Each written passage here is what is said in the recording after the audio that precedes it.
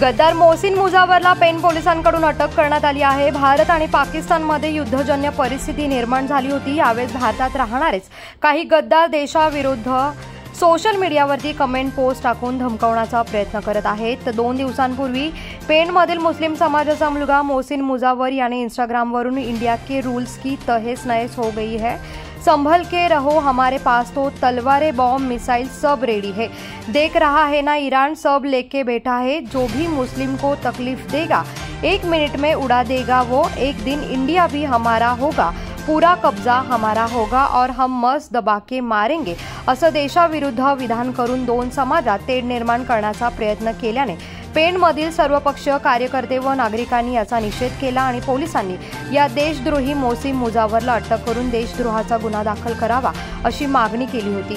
पेण पोलिसांनी या घटनेचा त्वरित तपास करून पोलीस उपनिरीक्षक समद बेग यांच्या टीमने वरिष्ठ पोलीस अधिकाऱ्यांच्या आदेशानुसार तुर्भे स्टेशनवरून त्याला अटक केली आहे।